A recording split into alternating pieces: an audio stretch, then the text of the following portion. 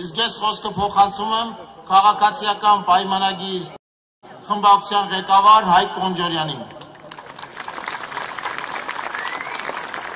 Ողջույն սիրելի վաղարշաբաթցիներ, ո՞նց է տրամադրությունը։ Քվեաթերթիկ համար, քվեաթերթիկ համար։ Սիրելի վաղարշաբաթցիներ, այսօր քայլերթի ընթացքում, երբ որ գալիս էինք այստեղ, ես նայում էի փողոցներում պատուհաններից մեզ ողջունող մարդկանց եւ ես հասկացա, որ մեր հաղթանակը շատ մոտ է։ Մեր հաղթանակը պատուհաններից մեզ ողջունող մարդկանց ձեռքերի մեջ էր։ Մեր հաղթանակը շենքերից մեզ ողջունող մարդկանց տներում էր։ Հիմա մեր նպատակն է, որ Կիրակի օրը հաղթանակը մարդկանց տներից գնա ընտրատեղամաս։ Եվ ես ուզում եմ խնդրել վաղարշաբաթցիներին, որ ամսի 16-ին, նոյեմբերի 16-ին գնան ընտրական տեղամասեր եւ իրենց տնից այդ հաղթանակը տանեն քվեաթերթիկների միջոցով, նետեն քվեատուփը։ Խնդրում եմ, գնացեք այդ օրը, այդ 30 րոպեն տրամադրեք, գնացեք ընտրության, որ հետո ձեր երեխաները գնան լավ մանկապարտեզներ։ Դուք այդ օրը գնացեք ընտրության, որ ձեր երեխաները գնան լավ դպրոցներ։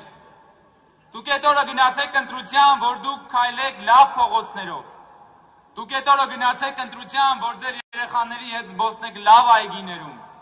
Եվ ես հավատում եմ, որ դուք գնալու եք ընտրության ձեր երեխաների եւ ձեր ընտանիքի բարեկեցության համար։ Այո, այո։ Երեք դեմ չեք, չէ, որ մի քիչ քաղաքական օրակարգ մտցնեմ իմ ելույթով։ Երեք ազգային ժողովում մենք քննարկում էինք 2026 թվականի բյուջեի նախագիծը եւ ընդդիմադիր խմբակցության ներկայացուցիչը, որ խոսում էր խմբակցության անունից, եկավ եւ մի խաչակրած արշավանք իրականացրեց երջանկության վրա։ Ասես դուք խոստացել եք երջանկություն։ Եվ դրա մեջ այնքան զարմանք կար, որովհետեւ ո՞նց կարան դժբախտ մարդիկ հասկանան մեզ, որ երջանկություն ենք խոստանում։ Դեմետ նայեք Արգիշտի Մեխակյանի դեմքին։ Այս մարդը իրոք երջանկություն կարաբերի այս քաղաքին։ Որովհետեւ ինքը լուսավոր պայծառ մարդ է։ Իսկ այն շրջանակները, որոնք որ երջանկություն չեն բերում, ուրիշ բան են բերում։ Այդ մարդկանց կառավարած քաղաքների կենտրոններում ոչ թե երջանկության սիմվոլիզմի երգեր են հնչում, այլ հնչում են Դոլա Վարավսկայան։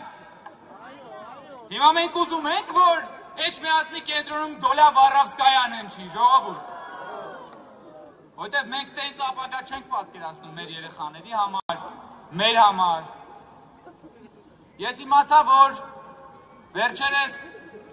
Ռոբերտ Քոչարյանի երեխան է եկել այստեղ, Էջմիածին։ Երկար ժամանակ հերքում էին, չէ, որ Քոչարյանը կապ ունի իրանց հետ, եւ իմացա, որ Ռոբերտ Քոչարյանի փոքրը եկել է շտաբ, երևի պապայի հանձնարարության հետևից, ընդհանրապես Ռոբերտ Քոչարյանի որդին երևի այն բացառիկ մարդկանցից է Հայաստանում, որ պապայից մանդատ է նվեր ստացել։ Օրինակ, մեր սովորական մարդկանց ծնողները մեզ փոքր ժամանակ նվիրել են, ասենք, խաղալիք մեքենա, գնդակ, այդ օրինակ Ռոբերտ Քոչարյանն իր տղային նվիրել է մանդատ պատգամավորական։ Ընդ որում մի 4-5 հոգի այդ արանքում մարդ կար, լույսի արագությամբ դուրս եկան, որ Քոչարյանի որդին դառնա պատգամավոր։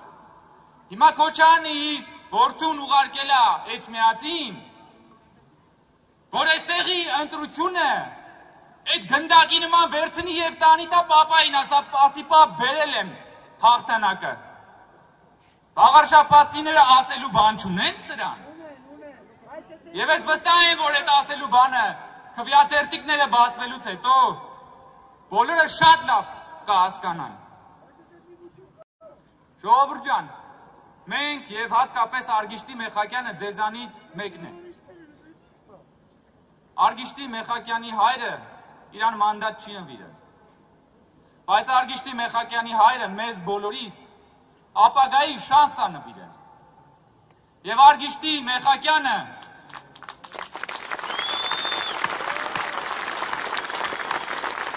Եվ Արգիշտի Մեխակյանը իր հոր արժանի զավակն է։ Արգիշտի Մեխակյանը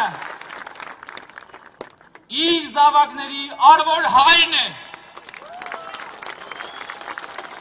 Եվ պատահական չի, որ մեր կարգախոսը այս ընտրությունների ժամանակ ազնվություն, հոգատարություն, աշխատանքն է։ Բայց մի հատ էլ պատկերացրեք, հենց մետ ասեք Ռոբերտ Քոչարյան եւ հոգատարություն։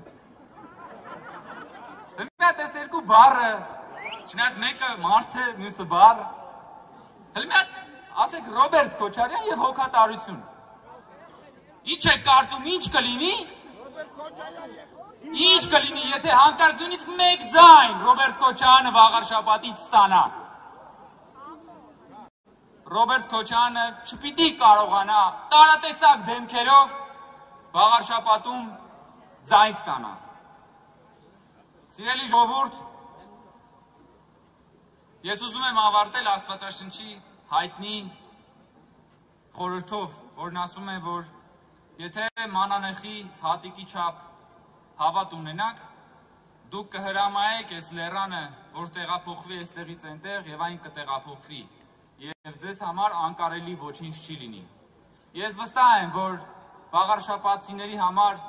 անկարելի ոչինչ չկա եւ նոյեմբերի 16-ին բոլորս դա կտեսնենք։ Շնորհակալություն։